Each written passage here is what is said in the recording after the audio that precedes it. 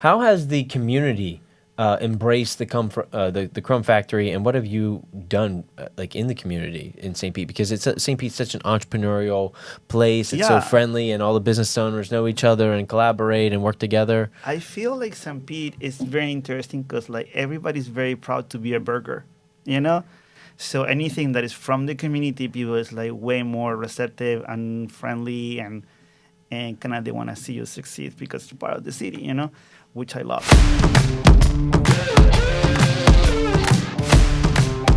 Hello, you beautiful people. Welcome back to Talkin St. Pete. I'm your host, Ryan Bogdan. Before I get into today's amazing guests, I want to let you know that this episode is sponsored by Bogdan Homes. So if you know anyone looking to buy, sell, or invest in real estate here in the greater Tampa Bay area, please find our contact information in the description below. And now, on to our awesome guest from Chile, the man himself, Pablo Mardones, the owner of the Crumb Factory. An Yeah. amazing spot here in St. Pete, and I'm so lucky to have you. Thank you, Pablo, for coming on the show. No, thank you for the invitation, Ryan. Yes, Yeah. absolutely. You know, we were just talking before. Leah on our team, I think she's at the Crumb Factory more than anywhere else, so she's always bringing us goods, and so she made sure that that we got an opportunity to talk today. Well, that's great. Yes. So originally from Chile, Yes. when did you come to St. Pete? To St. Pete in 2005. I moved originally to Minnesota. Okay. And it was pretty cold over there. So I lasted maybe a couple years in that kind of weather, and I was like, can't do it anymore. So Can't. let's look for something warmer. And Yes. we made our way here to like Florida. Yes. Well, good option coming from Chile to Minnesota. Yeah. That was a big shock, I'm Oh, sure. Yeah. The city is like great. It's just the weather is just Yeah. too different for me. So It's totally different climate. So you come to St. Pete. So let's talk about the Crumb Factory. For those who don't know what it is, what is your specialty? the Crumb Factory is an artisanal bakery, and we specialize in sourdough bread. And I would like to kind of like explain it like a local panera. So we have salads and we have like sandwiches. We make our own bread, so which we use for our. I just want to item. do you one justice here because Panera, you're not even in the same category as Panera. Well, thank you very Yes, much. I think that's a polite way to give someone an idea, but you're a Panera times 10. Well, thank you. Well, Yes. I think the big difference that we make everything in house. So That's nothing- huge. Yes, That's huge. Yes, which is kind of like hard to find nowadays. Like everything comes either frozen or like pre-made from a commissary or whatever, Mm-hmm. and then it gets just baked usually in the cafes or grocery stores even.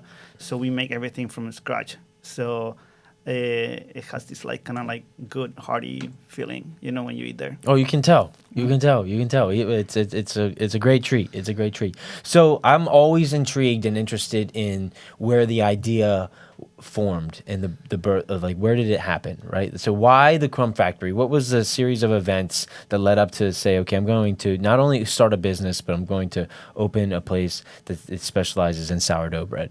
Well, ever since I was a kid, I think maybe like 16 or 17, I wanted to have a restaurant. I thought it was a very interesting industry. I like the idea of like people coming to your place and having a good time. People usually go to a restaurant to like celebrate or have a good time, not just to like feel depressed inside and like mopey, right? So I like that kind of environment, and the fact that when something is good, then people talk about it, and so you are kind of like known for what you do, not so much for yourself, but like people know your place. So I thought that was a very, very cool idea. And so through the years, I started working in the industry, and I have corporate jobs. I saved up some money until one day I was like, you know what? I think I'm ready for the next step. So I have my friend Felipe from Chile that we started the company together, and we were just looking for alternatives, and we thought like restaurants is a pretty like tough business. It's a lot of competition, so we were looking for something that was kind of more unique. And I mean, there's a lot of great burger places. A lot of like Mexican food is pretty popular. High end is some different type of like volume, so we were looking for something that would accommodate our budget to start and make us feel like fulfilled. And he got into bread, so he said, "How do we make a bakery?" And I just wanted to have a restaurant, and so I have management experience, and he had a very good eye for like food, so we combined forces, and that's how it started. That's how it started. So he was already in the bakery world. No. No, He is actually is an engineer. He started Oh. making bread, and then he Just taught- for fun? Just for fun. Okay, got it. This was before the pandemic. Got it. Because and the pandemic, everybody started making bread. Yeah. Because you didn't know what else to do. It was pretty boring, you know. So so he taught me how to make bread, and we started selling bread out of the house just to kind of like practice. You know, I will sell it like almost at cost, but it will give me the opportunity to make bread for other people. So to try and perfect the technique, and then started looking for a place, and then develop like a logo, a brand, and a concept, and all So that. that's a big step. So you're in your home making bread with the intention of knowing that you're opening a place? Yes, Okay. yes, yeah. And I was working my job, Right. thinking, okay, I have a deadline here, and then I have to start this. You know, So what kind of bread were you making then? it was sourdough, Sourdough, just with like the wild yeast. You know, you make flour and water and let it ferment, and that's how you do your living. Okay, so you guys perfected that to a Yeah. spot, and you're selling it for costs out of your home. So you're getting samples, you're getting feedback. People are Yeah, saying yeah. they like it. Now it's giving you the confidence and encouragement to go open a place. A real place, yeah. Yes, and so that was about 3 years ago, almost. Well, 2020, yeah. Yeah, okay. And then 2020 we start kind of the process of like, let's find a place. During COVID or before? You know, we made our business plan and all that before COVID, and then COVID exploded. And you still press forward. Well, we were already committed, so it was like, we got to do it. Yeah. I like that. I like the encouragement. Yeah. and I the, think we signed our lease on July 2020. oh, okay, so So- it was in the heat of everything. Yeah. So you might have got a good deal. We got a good deal. Yeah, right. We got a good Good deal, deal. yes. But it was scary too, because everything was working very slow, like permits. So we burned a lot of time on construction Right. and permitting and all that. So that was difficult. Okay, so let's talk about the launch, because what I like is, there may be another business person listening right now, or entrepreneur who's thinking about starting that business, and they're always curious. Okay, but when I open my doors, are people going to show up? So did you guys think that? Did you have that, or what was that process look like? Okay, things are taking longer than expected. You're investing this time and money into this store. COVID is happening, but now you open the door. Now, then what happened? Well, that's the moment of truth. Yes. Like whether people is gonna really like what you have to offer, and if it's gonna be a lot of like traffic. We were lucky that we were in an area that I don't know if people remember Ray Ray's Cafe, and I think in West St. Pete it was very like known. So we took over that location. So I think people like kind of remember with like good memories about that place. So I think when we opened, people were interested to see what was next. So that brought some people, and I feel also a lot of development had happened here in downtown area, but not so much in West St. Pete. Yes.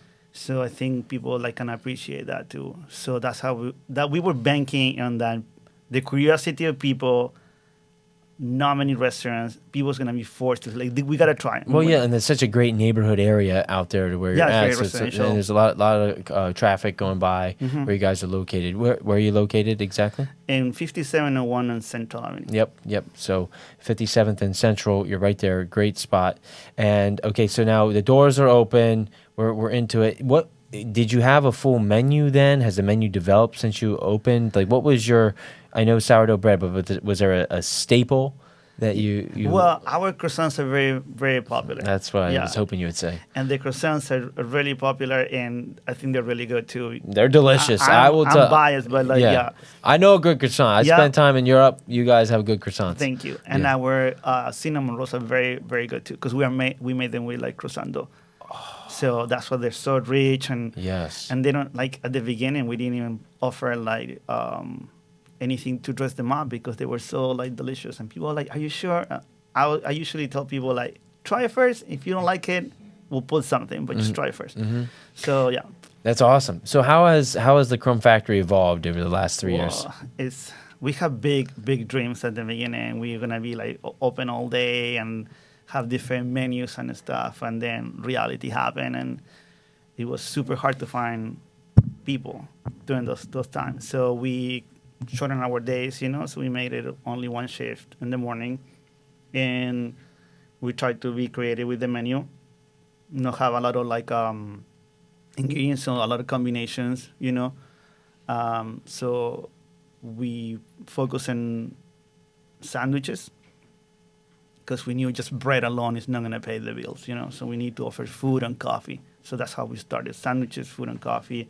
And then when things were a little more sale, we added salads, and now we have soup, and now we have sort of like a dinner for menu too for certain days. And so we offer like flatbread pizzas now.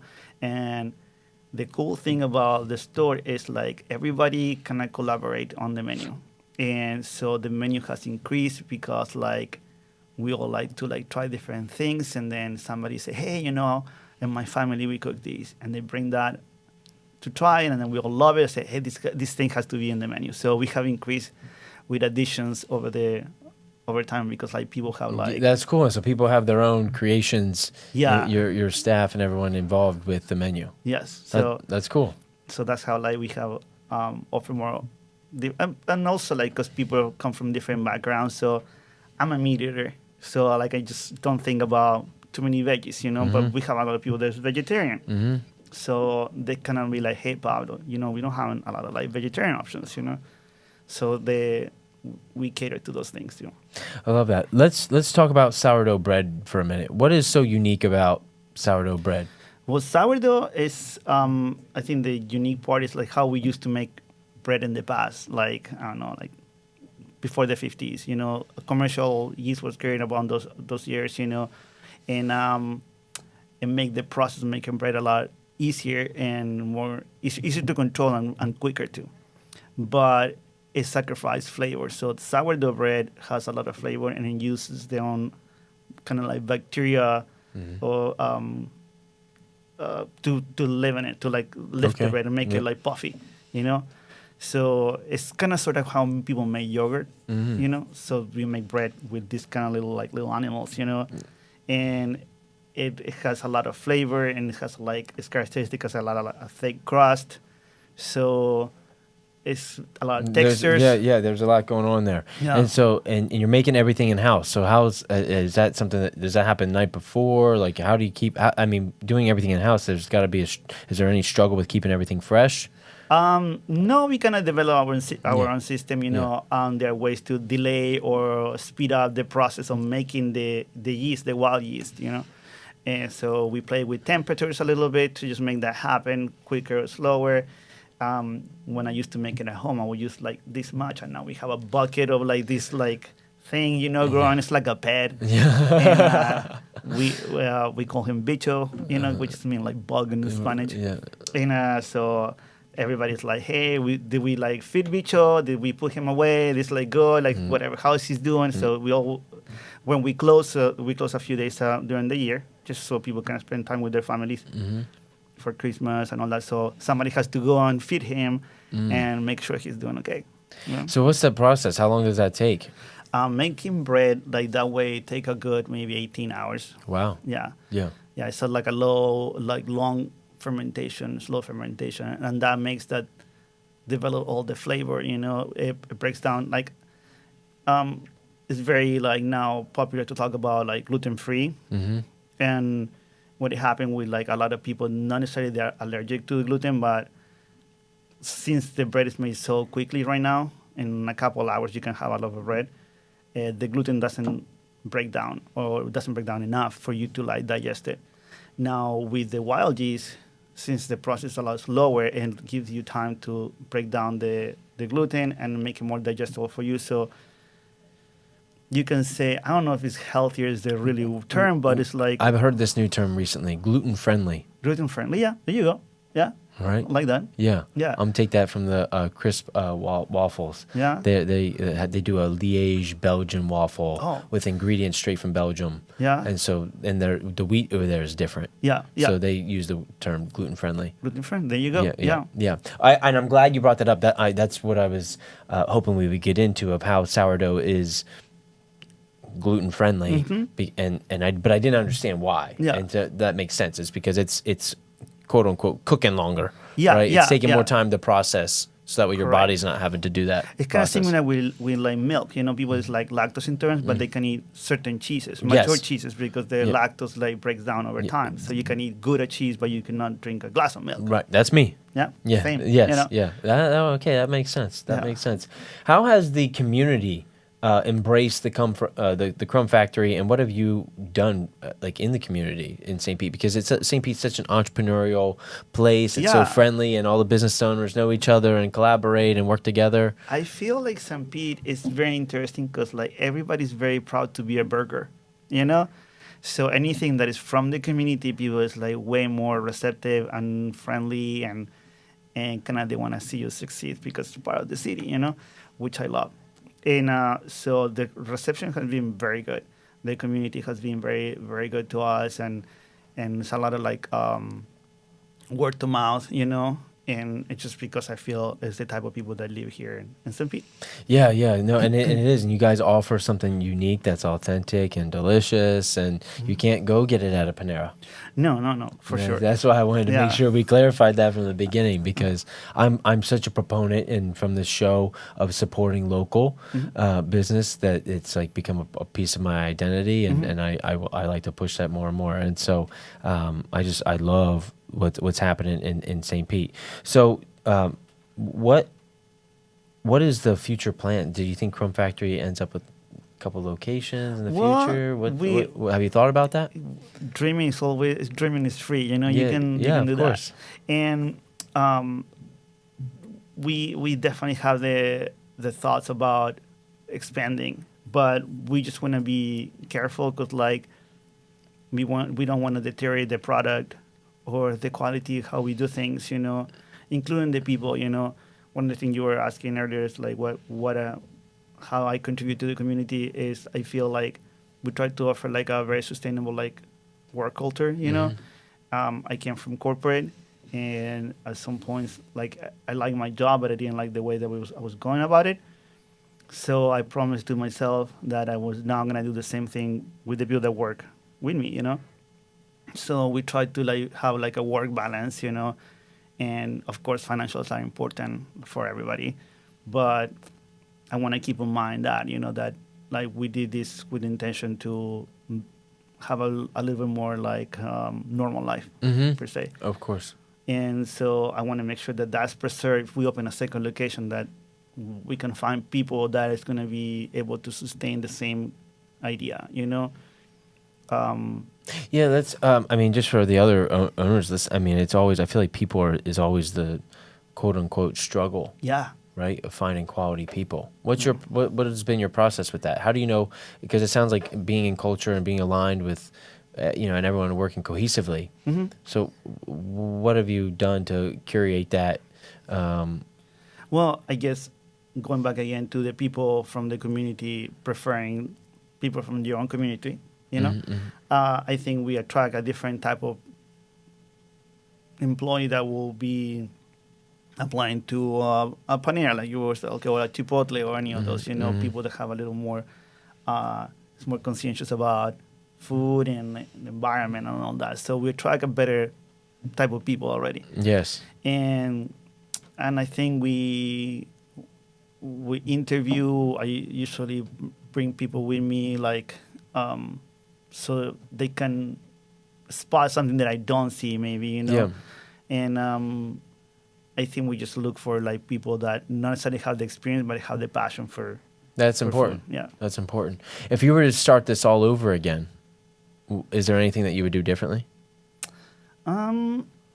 Maybe wait after the pandemic.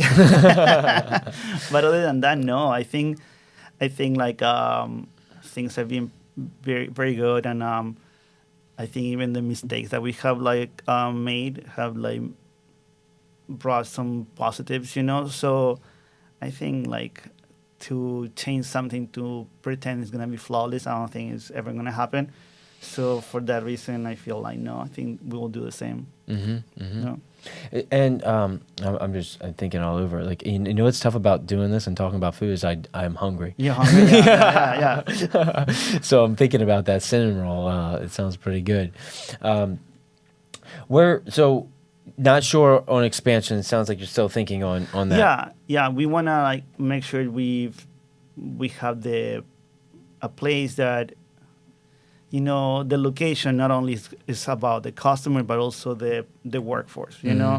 Like, and we were thinking like where we will place it so we'll attract good customers and good employees. Right. Yeah, you need both. Yeah, you need both. Yeah. You need both. Well, I think with what you guys got going, not to say that you need, but I think there's enough void. There's enough market that it could be sustainable. Yeah. We hope so. So we're just trying to like improve a little bit more our operations. There's always stuff that can be done better.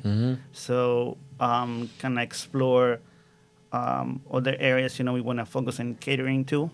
So when we develop all those things and when we open a second location, it's more like tailored to what we're doing versus just experimenting. Yeah, let's talk about the catering for a little bit. When did you guys start to do that?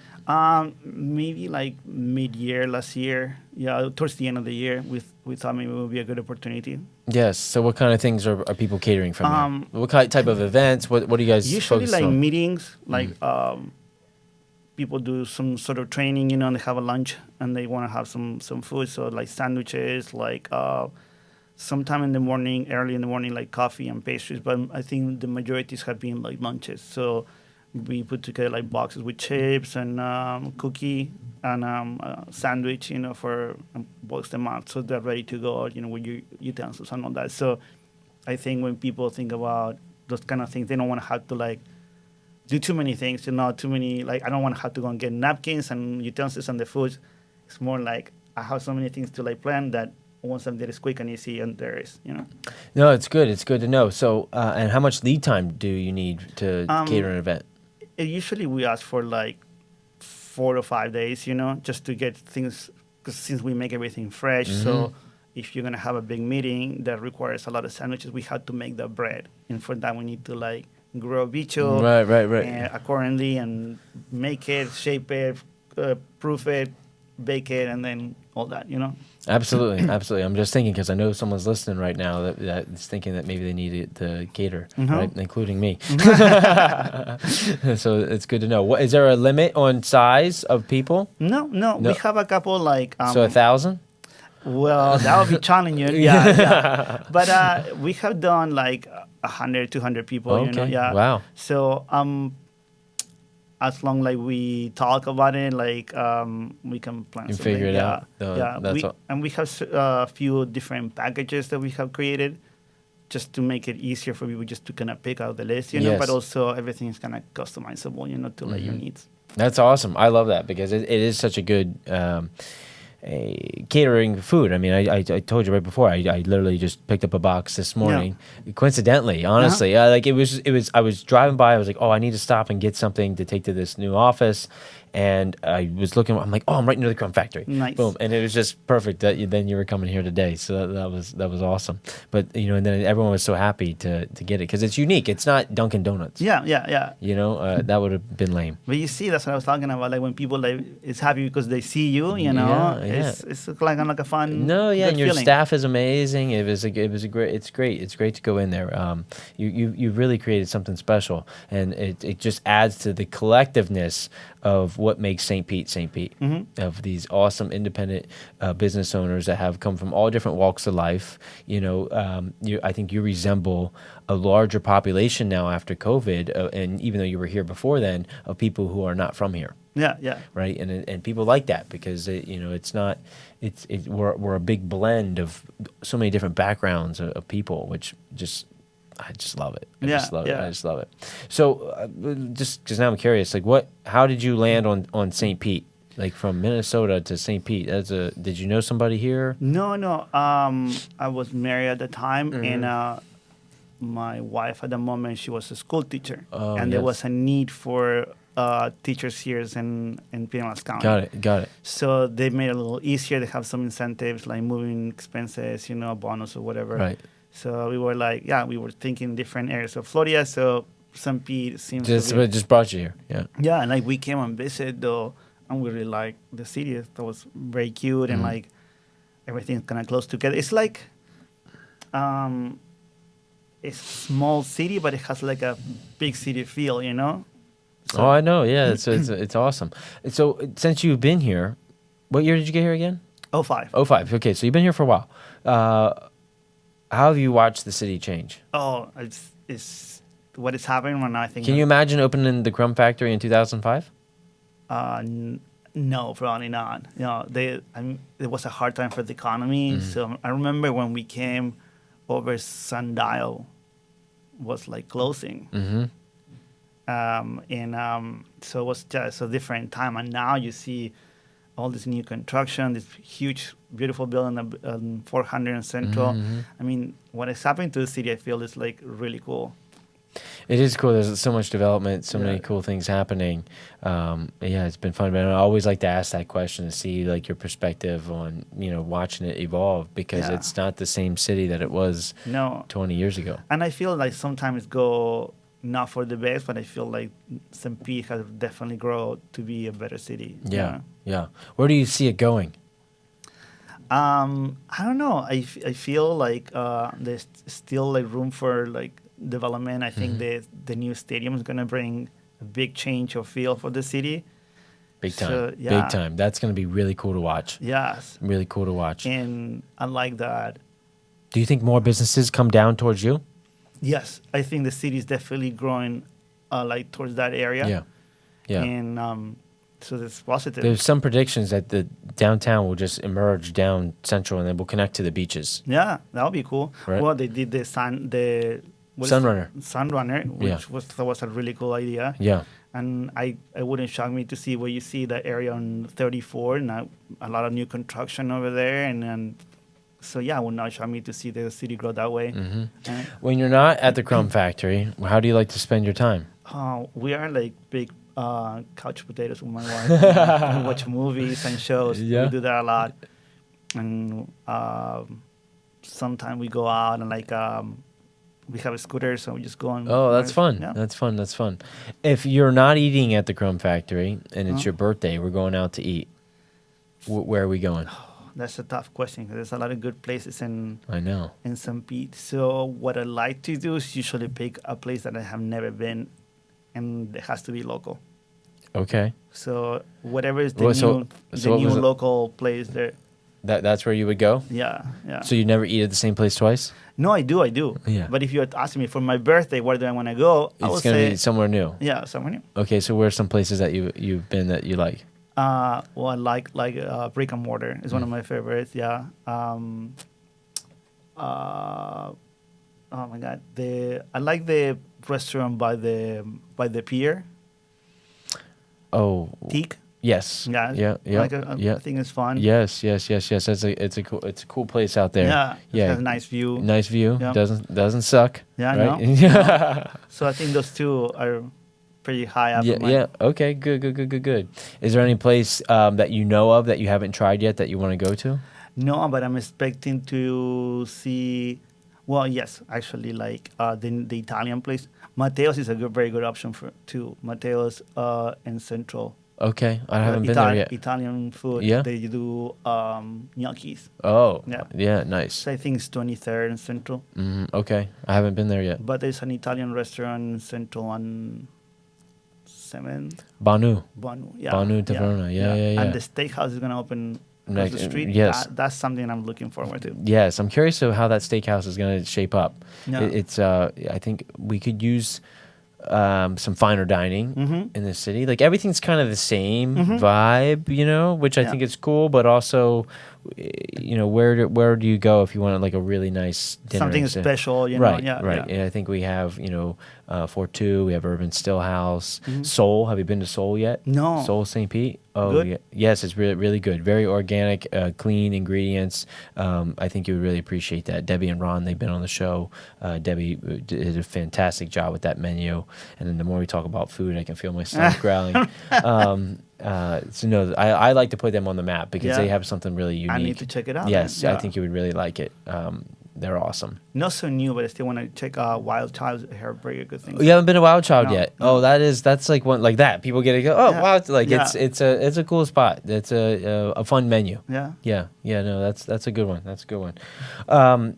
Awesome. Well, so business. I mean, let's just highlight this just a little bit. How, like going from corporate, was there any mentor, or do you do any reading as a business owner to like continue to develop as a leader, or is it just a natural gift that you feel that you? Oh no, no natural gift. I think I was lucky to work with like really good people, smart and good quality people, Mm-hmm. So I feel that, and some of them they were not so great, but you learn that from that too, So and very kind people that have a good leadership style, and so I learned from them. You learn from experience. Yeah, You've yeah. taken your past experiences and Yeah. have now have applied that in the Crumb Factory. Yeah. It's always I'm always just curious of like, because being an entrepreneur is such a unique person, right? And I think they all kind of think alike in some sense, but some are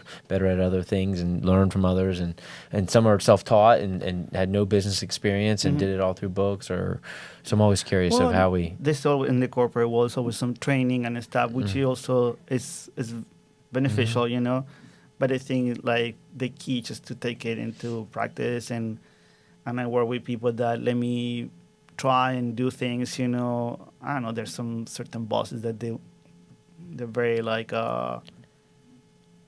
control. Yep. And I want you to just do this. But like the people that I work with, like they were not afraid to like me doing stuff. And I feel that's how you get better. You make a mistake and then they talk to you and like they tell you what they would have done differently. And you're like, oh, yeah. Were there any business owners in your family? No, not really. No. I don't know if there's any influence there. And so what? I mean, this goes back to your very first thing of how you opened up. You said you always wanted a restaurant. You knew such at an early age, but what was that? Where was the influence for that? I think just like the fact that I remember. And this is when you were in Chile. Yeah. But I feel like how I was telling you earlier, like when you go to a restaurant, it's for a good time. Like you go because you're celebrating a birthday or something, a special anniversary or something like that.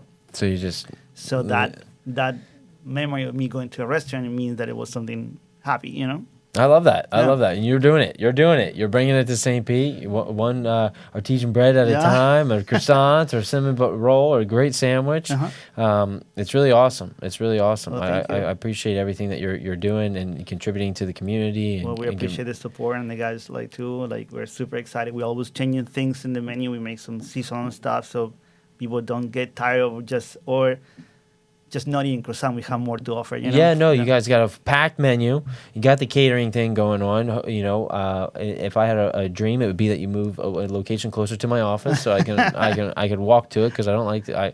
It's crazy. I spend so much time downtown. I tell people I will work in like a 5-block radius. I live within that radius. I work within that radius, and I like to eat within that radius.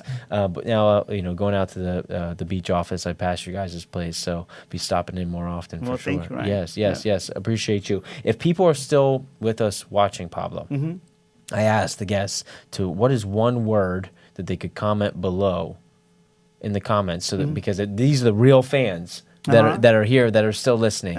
So how do we know they're still here? What's the one word that they could comment? That's a good question. It could be anything.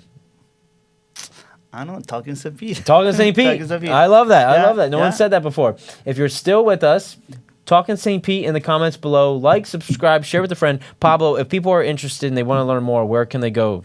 Do you have the website? Yeah, the website is a good place. And also we put all our new stuff and the Instagram. So what's the Instagram handle? Crumb Factory Bakery. Crumb Factory Bakery and website? crumbfactorybakery.com. Yeah. Okay, perfect. Just making sure. Yeah. Okay, so check out the Crumb Factory. Go get a croissant. Say hi to Pablo and his team. Appreciate you guys, and we'll see you on the next one. Thank you. Thank you. Thank you. Yeah. That was awesome.